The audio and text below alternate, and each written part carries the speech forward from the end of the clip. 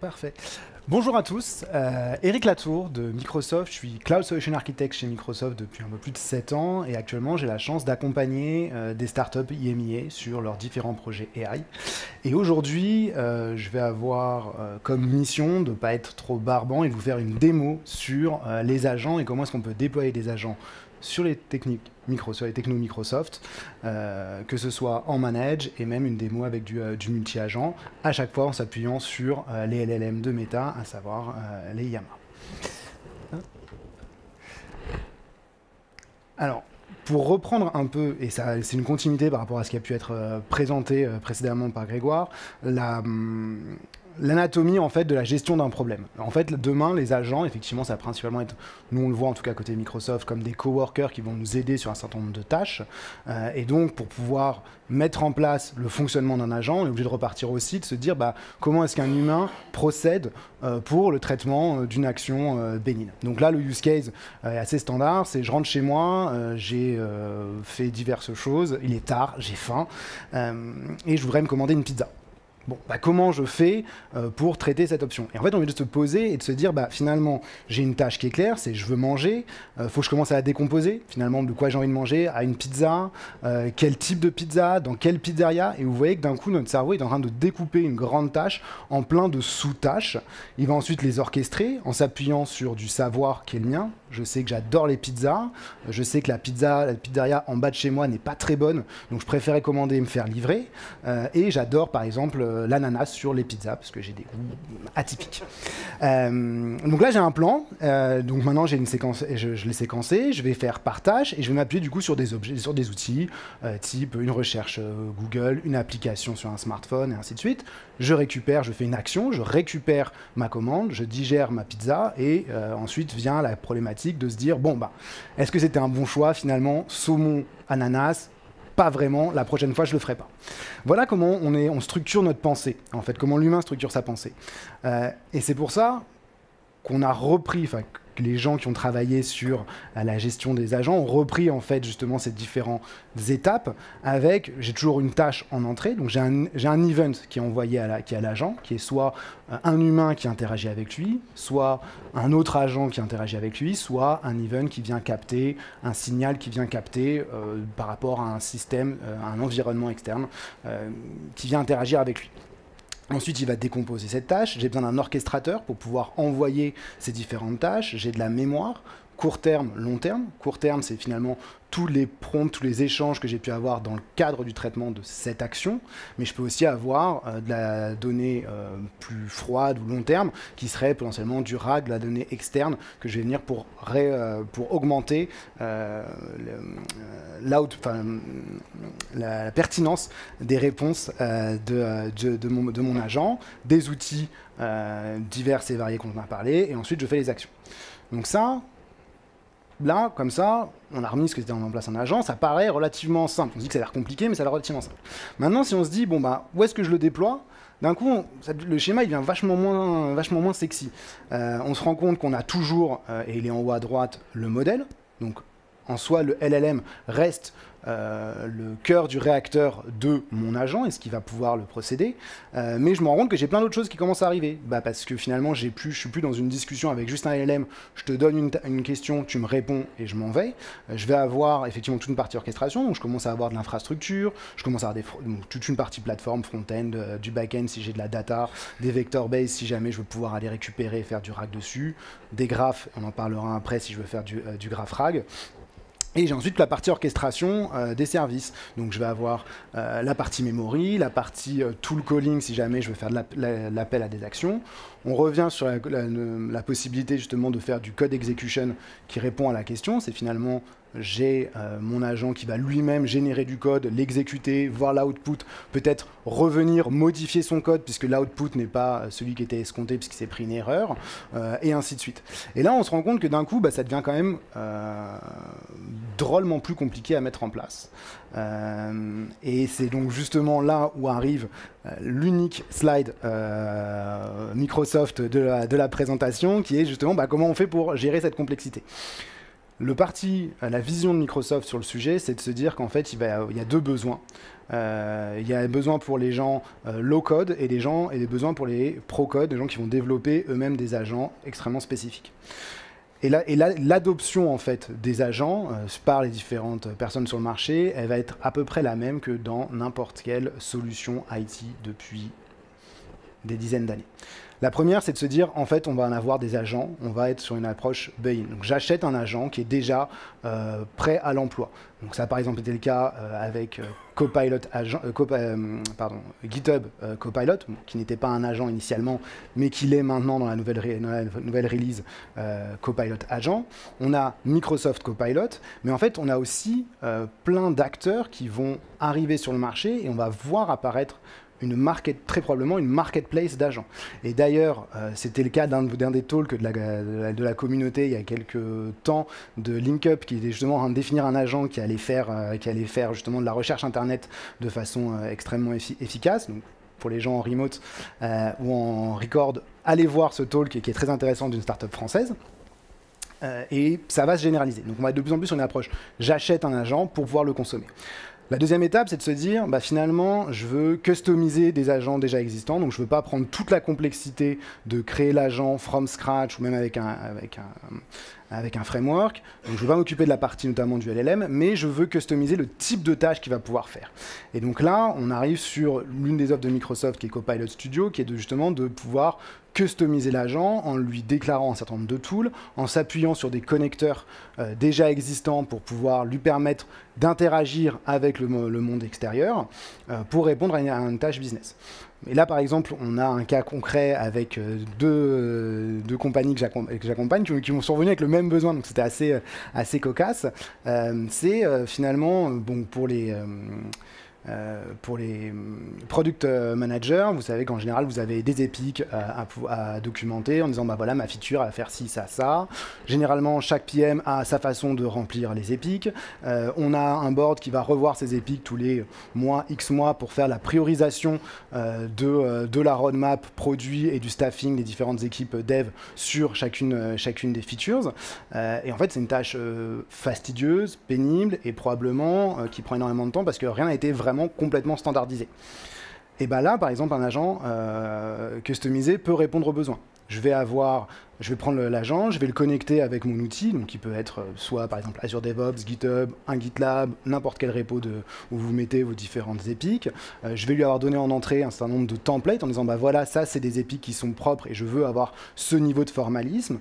Et le prompt de l'agent, c'est de lui dire va collecter à période régulière, 3 semaines avant la deadline, liste l'ensemble des épiques, contacte par Team ou par Slack les différents owners de ces épiques, pose-leur des questions pour pouvoir affiner et remplir l'épique proprement. Et une fois que tu as l'ensemble de ces épiques qui sont propres, fais-moi un rapport détaillé avec l'ensemble des différentes features et envoie-les par mail à les gens décisionnaires qui vont faire ensuite la priorisation. Et donc là, on voit qu'on a un agent customisé qui prend une tâche rébarbative, régulière, et qui vient justement faciliter les choses. Et pour ça, on n'a pas forcément besoin de créer from scratch un agent.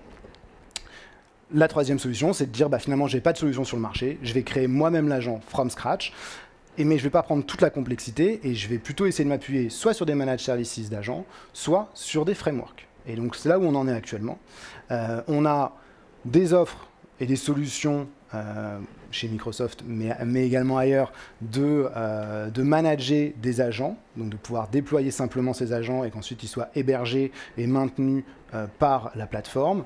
Et on a des projets d'open source qui sont autogènes et semantic kernel pour les scénarios de multi-agents. L'objectif à terme, c'est de réussir à avoir un orchestrateur multi-agent dans AI Foundry de Azure, mais on n'y est pas encore, et la complexité pour un agent est déjà assez élevée. Du multi-agent, ça déclenche énormément de problématiques, et notamment des boucles un peu infinies, ce que j'espère qu'on n'aura pas dans les démos qui arrivent à l'instant. Alors je suis assez joueur, et donc je suis parti sur une des démos live. J'espère qu'elles vont fonctionner. Est-ce qu'on voit mon écran? Parfait. Je vais le passer en plein écran. Voilà. Donc, Ici, on est connecté, là on est sur la plateforme Azure, j'ai déployé différents services, j'ai déployé un environnement AI Foundry, donc c'est en fait une interface dans laquelle je vais avoir accès à l'ensemble des différents modèles. Donc je vous vois ici, on a le modèle catalogue qui permet de lister l'ensemble des modèles disponibles. Ce qui est intéressant de voir, c'est qu'on a sur Azure deux possibilités de déploiement. On a ce qu'on appelle du Managed Compute ou du Serverless API. Assez transparent, c'est de se dire soit vous allez obtenir vos propres machines virtuelles avec des GPU, donc des H100 ou des H200, InfiniBand ou sans InfiniBand en fonction de ce que vous souhaitez faire, et Azure AI va instancier ces machines, déployer pour vous les modèles, et ensuite vous allez pouvoir avoir un endpoint qui vont être requêtés. Donc là vous avez vos propres machines, pour un certain nombre de use cases c'est pertinent, après ça coûte très cher. Ça coûte très cher, et donc c'est pour ça qu'apparaît l'autre solution, qui est de se dire finalement, comme sur du public cloud, je vais avoir un environnement partagé, donc en fait je veux des ressources hardware qui sont partagées, je vais avoir des GPU qui vont être partagées, et en fait je vais laisser à AI Foundry le soin d'instancier de façon conteneurisée, c'est pas du conteneur Docker, mais conteneurisé quand même, c'est le bon terme, mon propre LLM instancié, et je vais avoir un endpoint qui tourne dessus. Mais là, je suis sur des ressources qui sont partagées, ce qui va me permettre notamment d'avoir nativement un déploiement potentiellement multi-région. Donc, si on regarde les différents fournisseurs dans les collections, donc là, vous pouvez voir qu'on a la partie méta, donc je vais avoir l'ensemble des LLM mis à disposition sur la partie méta. Donc on voit qu'on a l'ensemble des différentes solutions. Et dans le cadre de la démonstration, moi je me suis appuyé sur la 3.1 405B parce que c'était la seule qui est actuellement disponible pour un déploiement de type agent. Parce que là, effectivement, ce que je vous ai montré, c'est des déploiements de LLM. Donc initialement, ça vous déploie un LLM, vous avez un endpoint et vous allez interagir avec le LLM. On ne parle pas du tout d'agent encore. Là, ce qu'on a intégré, c'est la possibilité, à travers AI Foundry, d'avoir vraiment la création d'agents pour répondre aux différents besoins. Et pour l'instant, c'est en preview, donc on n'a pas l'ensemble des modèles. Donc moi, j'étais imposé sur ce modèle-là de Meta. Donc le use case, ici, il est assez simple. J'ai actuellement un crédit immobilier à un taux donné, et j'ai acheté pas à la meilleure période, donc j'ai un taux qui est assez élevé, et je me dis que ça pourrait commencer à être intéressant pour moi de renégocier mon prêt auprès de ma banque. Et donc je vais créer un agent qui va pouvoir analyser mon contrat actuel, récupérer les informations potentielles des taux sur le marché, et ensuite faire le calcul pour me dire si jamais quel est l'intérêt pour moi ou non d'essayer de renégocier mon contrat. Alors, je vais le faire avec un nouvel agent. On va essayer de le créer en live. Je l'ai testé avant, mais on va quand même en recréer un from scratch. Donc là, j'ai un prompt que j'ai préparé. Attendez, hop. Petit tips, évidemment, ne faites jamais vos prompts vous-même. Vous demandez à un LLM de faire les prompts et d'itérer pour que vous ayez le meilleur prompt possible. Moi, par exemple, je le fais toujours dans mon chat Copilot, GitHub Copilot sur le côté, mais c'est ce que vous voulez. Et donc là, le prompt lui dit, bah voilà, tu es un AI dans le mortgage, toi, ta mission, c'est de faire l'analyse. Tout le speech que je vous ai fait. Le déploiement, je vais venir sélectionner ce modèle-là.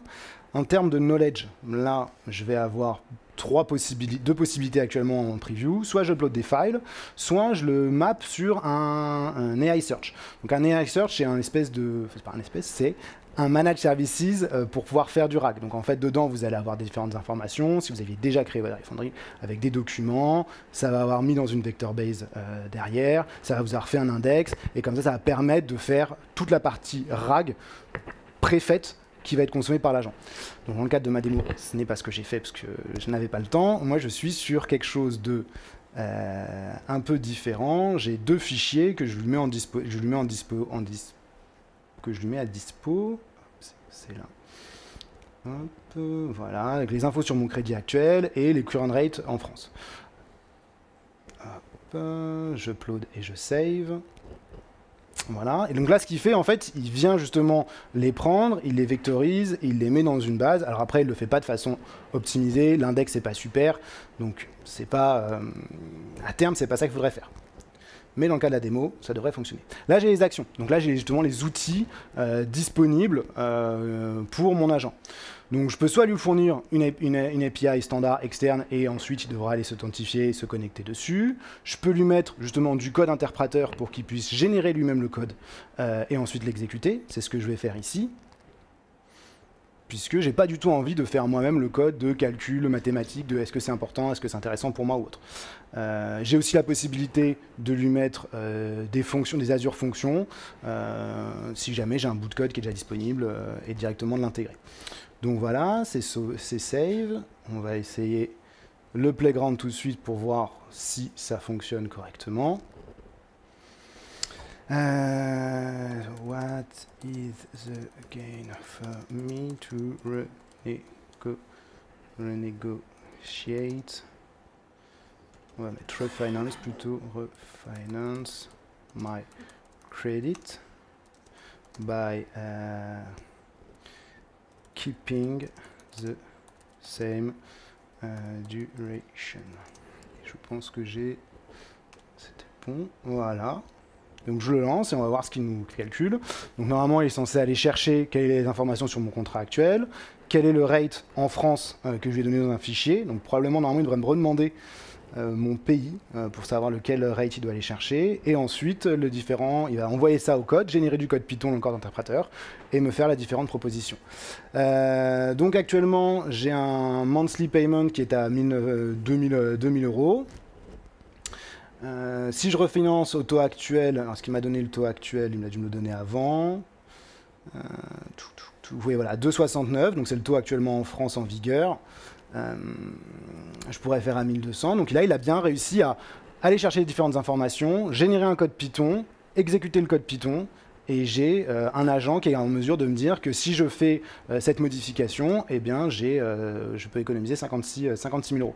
Et on peut tenter de pousser le jeu à se dire, bah, finalement, je voudrais I prefer to keep the same monthly repayment to get a shorter duration.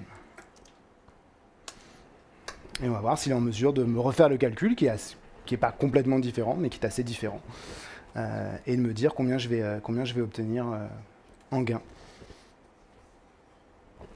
Voilà, et bien au lieu d'avoir 25 ans devant moi, je vais gagner, si je garde le même année, mais avec les différents taux, il est capable de me calculer que je vais effectivement gagner 3 ans et 3 mois sur mon mortgage actuel. Alors là, c'est une démo mono-agent, qui est là pour illustrer, évidemment, en pratique, le calcul Python. Je l'aurais plutôt préparé et je vais demander au code de le générer, parce que c'est un code qui est extrêmement précis par rapport à mon use case, mais là c'était vraiment pour illustrer le fait qu'il est capable de générer à la volée du code Python. Donc ça, c'est sur la solution mono-agent qui est directement disponible. J'ai voulu tenter une deuxième démo qui est du coup cette fois-ci qui se base sur un projet open source qui s'appelle Autogène, qui est plutôt bien adopté par la communauté, notamment dans la recherche, pour orchestrer du multi-agent.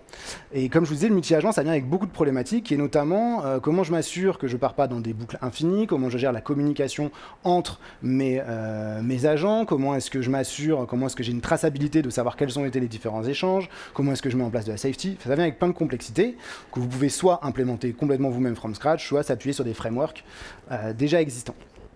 Donc là, j'ai créé une petite team qui est Credit Refinance. Alors, comment on va faire pour que ce soit un peu plus gros? Est-ce que ça se voit à peu près là? Hop, on va faire comme ça. Donc là, j'ai une équipe d'agents. Donc l'objectif notamment, c'est qu'on se rend compte dans les différents benchmarks, dans les différents tests, c'est qu'à partir du moment où vous spécialisez vraiment un agent pour une seule tâche, il va pouvoir être beaucoup plus performant, notamment dans la génération de code et l'exécution de code, notamment sur un des papiers de GameFace qui vient de sortir sur Small Agent Framework. Et probablement, ça permet aussi que vous le spécialise de ne plus partir sur des LLM extrêmement massifs, mais de pouvoir se réappuyer sur des plus petits modèles pour chacun des agents, et donc d'avoir une approche plutôt microservice agentique. Donc là, j'ai 3 agents. J'en ai un qui est en charge ici, Existing Credit Info, qui est en charge d'aller chercher l'information sur mon contrat actuel. Un autre qui est en charge d'aller récupérer l'information sur le marché, et notamment du web browsing, en disant quel est le taux actuellement en vigueur sur le marché français. Et enfin, j'en ai un qui est un calculateur qui est là pour faire le calcul mathématique. Et donc, c'est le seul à lequel j'ai mis la possibilité, donc on est bien toujours avec un lama, et c'est le seul qui a la possibilité de exécuter du code. Donc maintenant, j'ai que celui-là qui est capable d'exécuter du code. Et alors, petit point, s'il est comme de base, il échoue lamentablement la première fois. Et en fait, ce qui est assez intéressant, c'est la fonctionnalité Reflect on Tool Use. En fait, on demande à l'agent, est-ce que le message que tu as eu de la tool, il est pertinent par rapport à la mission qui t'a été demandée. Et si ce n'est pas le cas, eh ben, réitère, ajuste ce que tu as fait dans ta tool pour pouvoir arriver. Et donc là, ce qui est intéressant, on va le voir dans la partie démo, c'est que la première fois, le code Python, il ne fonctionne pas du tout, il envoie quelque chose de complètement faux. Et pourtant, en fait, il va continuer, à la fin, il va arriver à un résultat qui est pertinent. Donc, on bascule sur la partie... Bon, on peut le faire ici, hop, en run. What is the gain for me to refinance my credit by keeping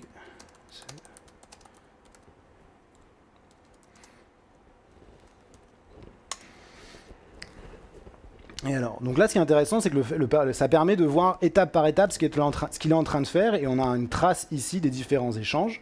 Donc là, j'ai un premier agent qui me dit, qui analyse ma demande. Ensuite, j'ai un agent qui va aller, le Existing Credit Info, qui allait récupérer l'information sur mon contrat et le ratio qu'il y ait.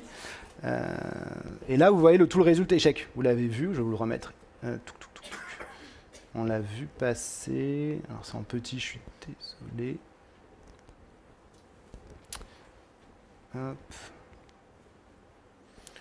Hop. Tac.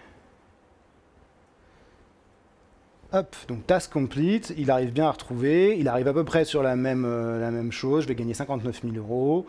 Il n'arrive pas exactement sur le même monthly payment, donc il faut voir si lequel des deux calculs a été le bon entre l'agent et le mono-agent. Et ce qui est assez intéressant, c'est que du coup, j'ai la trace de l'ensemble des discussions entre chacun de mes agents, le nombre de tokens, ce qui est et l'ensemble des échanges qu'il y a eu entre ces deux agents en spécifique. Sachant que c'est un des challenges du multi-agent, c'est que c'est quand même très verbeux, donc ça consomme énormément de tokens pour le moment, et donc c'est vraiment une des améliorations. Voilà pour la partie démo de mes différents. Donc là, on a ça. Un point sur les agences qui est intéressant. Ah, avant de basculer, peut-être pouvoir vous le montrer ici, s'il vous plaît, en régie, gardez cette-là. Justement, pour la partie galerie que vous avez d'Autogen, vous avez les différents modèles d'équipe. Donc vous avez Selector et apparaît la Deep Research Team qui est justement celle utilisée pour du Deep Research qui a été implémentée ici. Et donc si vous le souhaitez, en fait on peut avoir du multi-agent dans du Deep Research avec justement un search central qui va déléguer un certain nombre de tools. Est-ce que j'ai la description ici de comment ça fonctionne? Voilà, c'est basé sur 3 agents avec chacun des rôles et les 3 agents vont pouvoir, pas défaut ça se base sur GPT-4o, cette équipe-là. Mais voilà, ça permettait d'illustrer ce que disait tout à l'heure, Grégoire. Voilà. On peut revenir sur la partie slide, s'il vous plaît.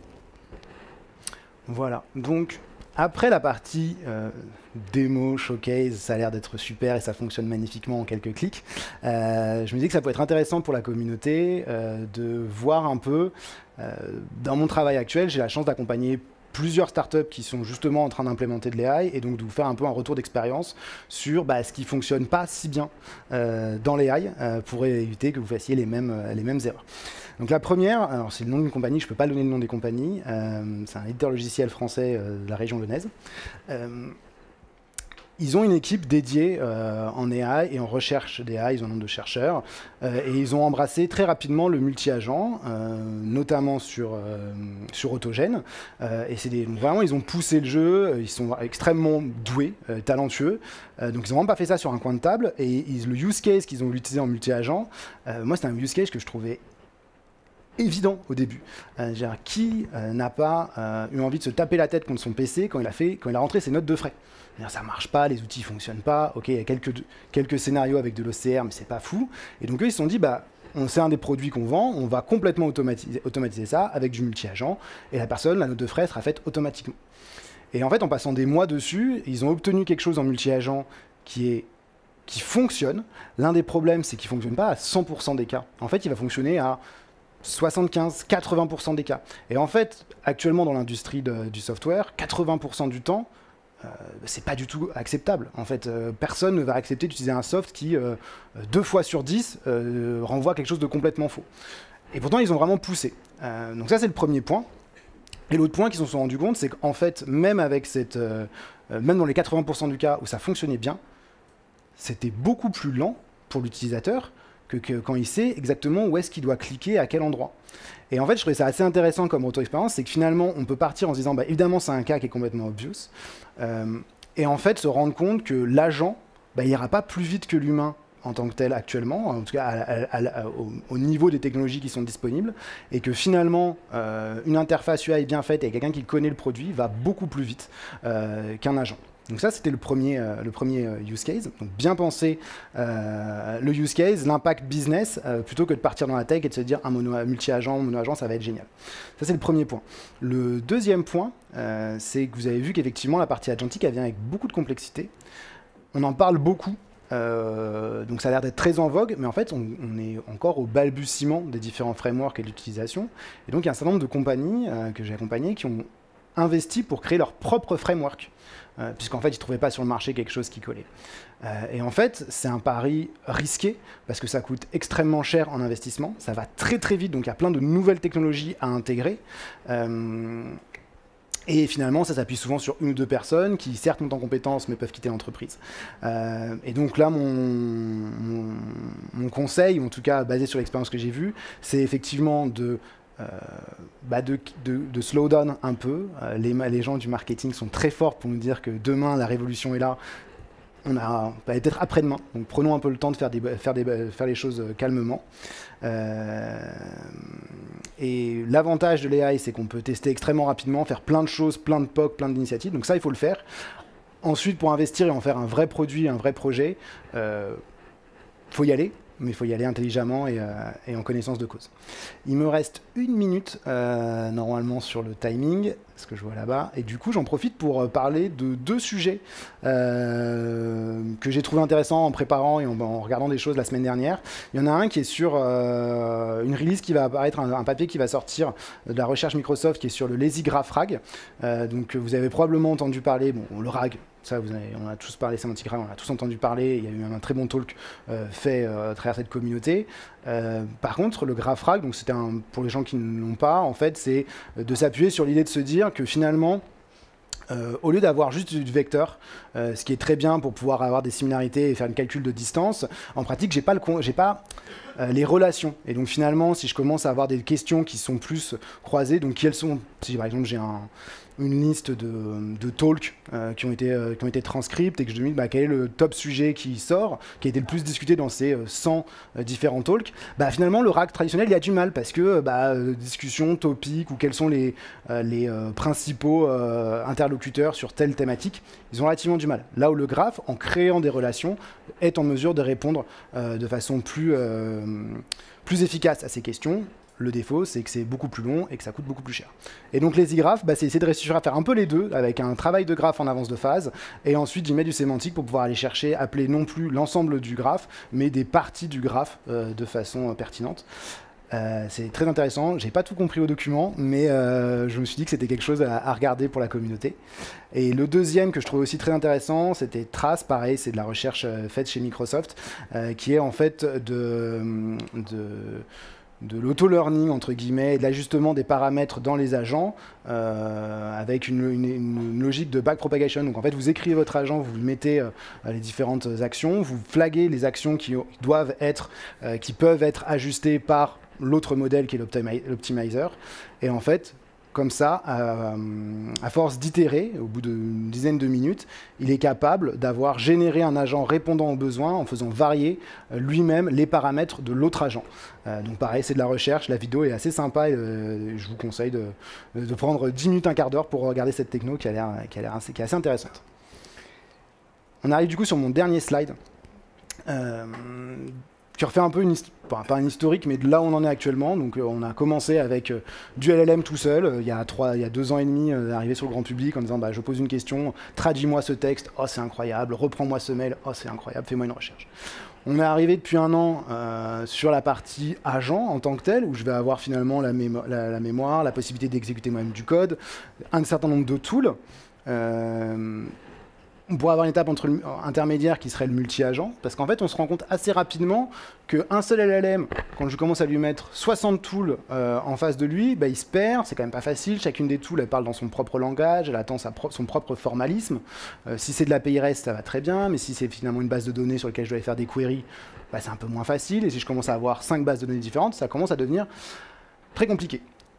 Une solution serait de dire bah, je fais du multi-agent avec chacun un agent, une tool. Le drawback de ça, c'est que bah, du multi-agent, comme je vous l'ai dit, c'est compliqué, c'est très consommateur en token parce qu'il y a des allers-retours de discussion.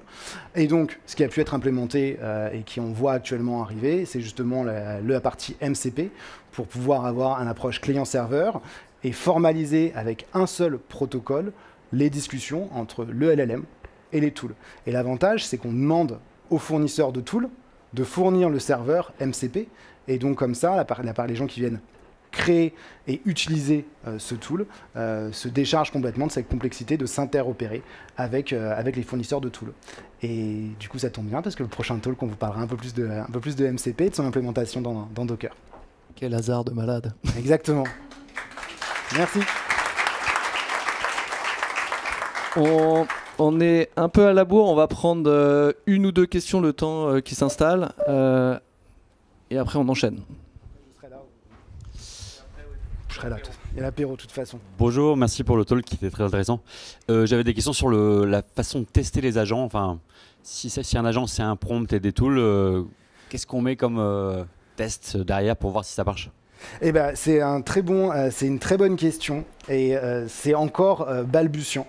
Nous, on a chez Microsoft quelque chose qui s'appelle Promptflow qui permet un certain nombre de scénarios. On va lui rendre des scénarios et on demande justement de ranker et de voir, de tester les différentes versions de l'agent et de voir s'il y a une évolution sur ce ranking.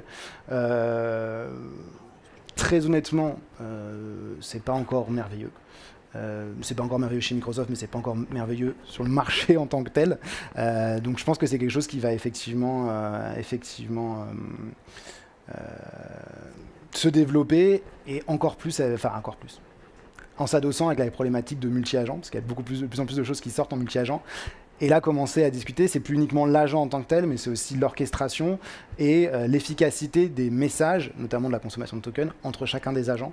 Donc, ce qu'on commence à avoir une problématique de test à 4 ou 5 dimensions, ce qui, on l'espère, des gens de recherche pointus pour nous aider pour avoir les bonnes optimisations et les bons tests. Est-ce qu'il y a une deuxième question pour 60 secondes? Non? Bon, on passe à la suite. Et voilà. Merci beaucoup. Et il y aura un apéro après et on pourra